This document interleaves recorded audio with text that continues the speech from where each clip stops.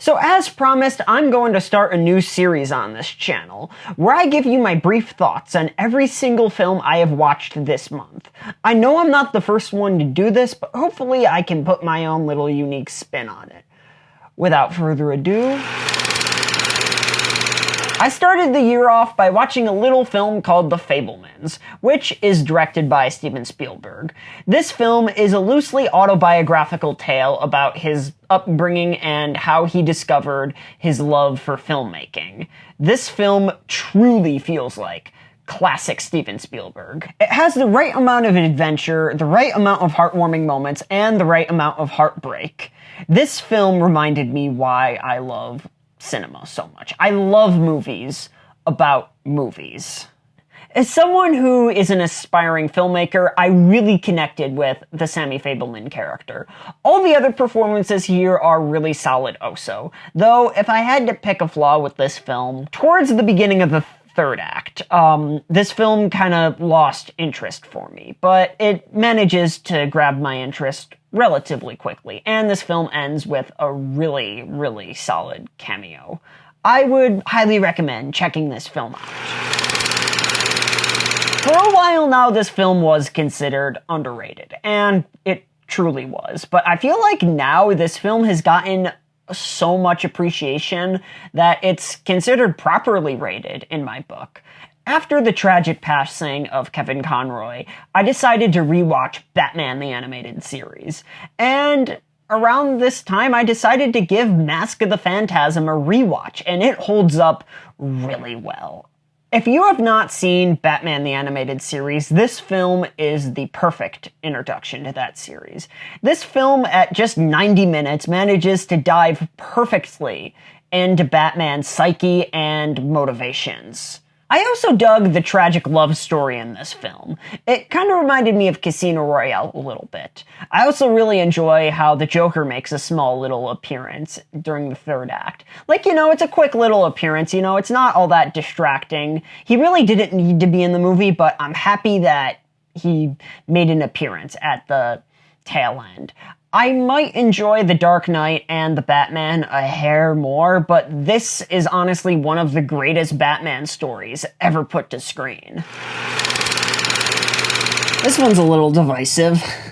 So, I thought this film was good, but not great. Similar to The Fabelmans, this film is about cinema, but it's more or less an expose on the Hollywood system during the 1920s and 30s.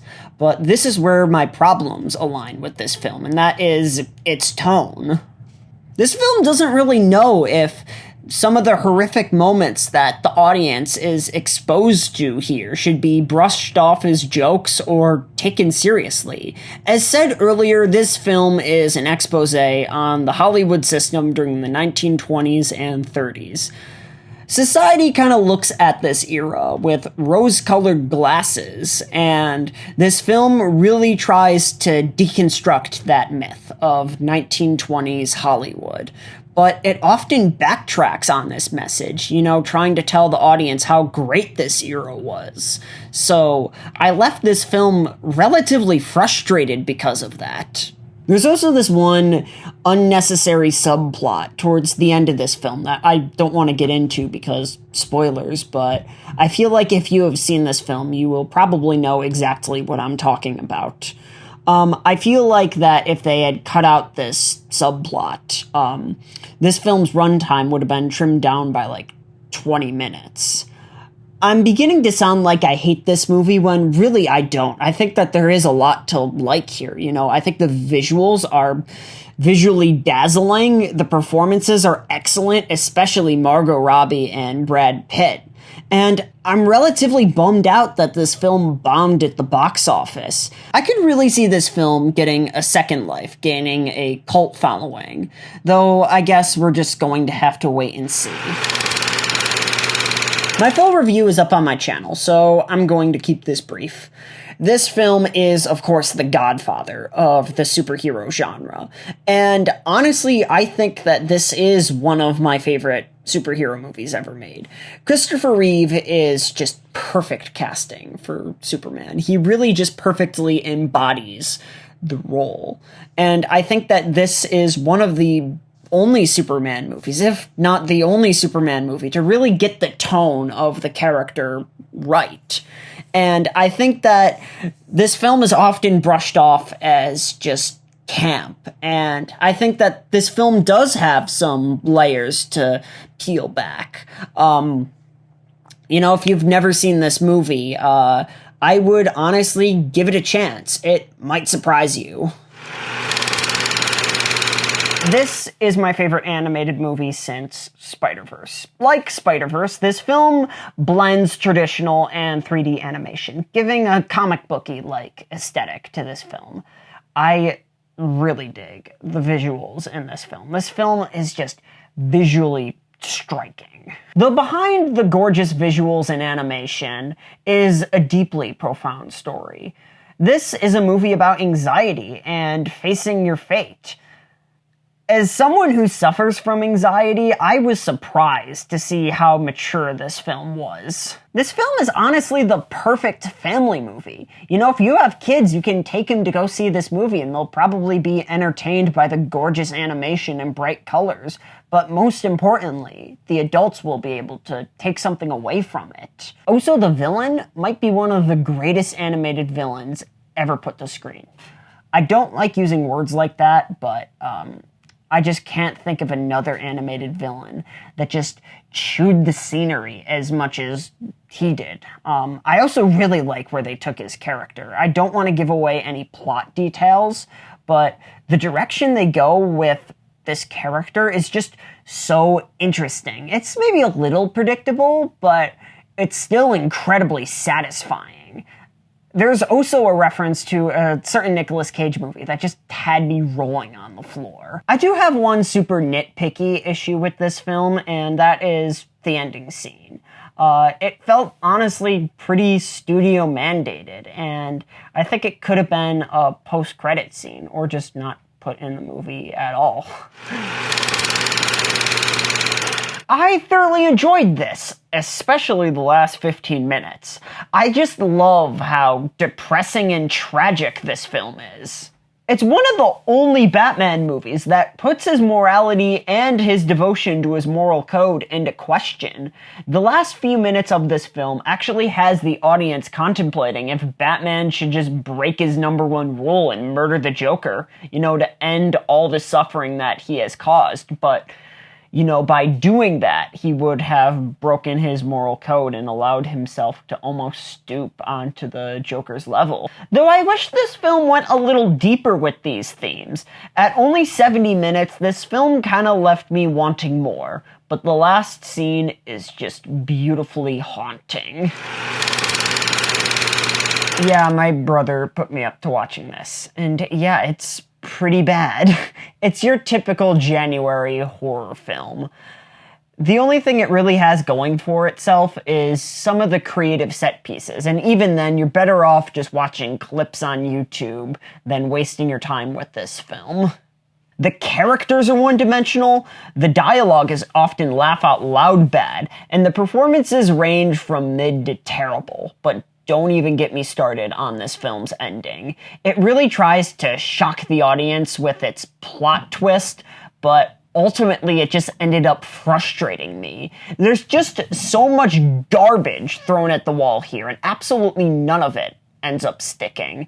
I have no idea why this film got a sequel, but based on how terrible this film's ending was, I imagine it's even worse.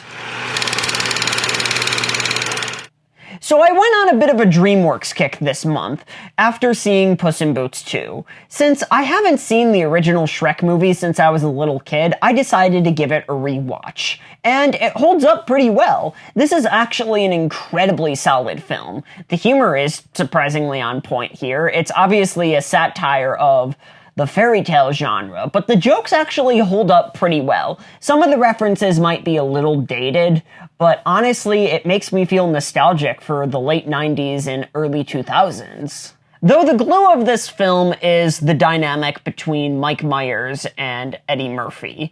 they're just so incredibly funny. Like, their personalities just clash so well. Shrek and Donkey are probably my favorite animated duo, other than, let's say, Woody and Buzz Lightyear. There is one section of this film that really frustrates me. The whole forced misunderstanding subplot just, I feel like, really dragged the pacing of this film. And also, this film makes a lot of effort to break the mold and to, go against the cliches, but the fact that this film dove into something that was so cliche is a little bit disappointing, but the ending of this film is actually pretty solid. Other than that one annoying subplot, this is an incredibly solid film.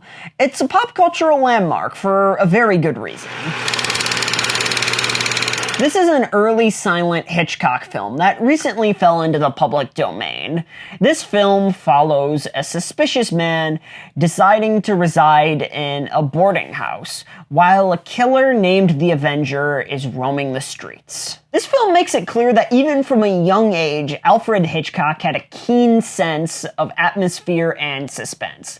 Hitchcock really nailed the gothic and drab look of 1880s London. This film does a pretty good job on making the audience feel conflicted about our main character. Like, we're able to feel a strong sense of sympathy for him and his situation, but also at the same time feel deeply suspicious about him. Though one kind of annoying thing was finding a good copy of this film proved to be a little challenging. The first one I found had this weird swingy soundtrack that just didn't gel with this film at all.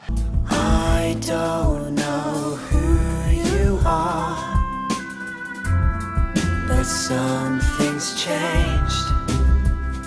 I found another one that had a more appropriate soundtrack, but it was in a lower resolution, so that was kind of annoying. Also, this film does get a little messy towards the third act, and I thought the ending was a little anticlimactic, though there is a reason why this film is often considered the first Hitchcock movie. This is honestly one of the greatest animated sequels ever made. It took everything that was great about the first one and improved upon it in every single conceivable way, and also there is no cliche and annoying subplots. So that's a plus. I, of course, grew up with this film, but revisiting it has done this film wonders. This film has really aged like a fine wine. Most family films have a few adult jokes sprinkled in there, but this film is chock filled with them. This film is really solid. It deserves all the hype it gets, honestly.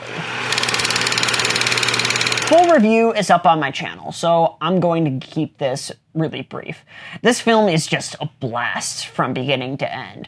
Yes, it often goes a little too far on the shock value, but if you're looking for a crass but fun romp, look no further than From Dusk Till Dawn.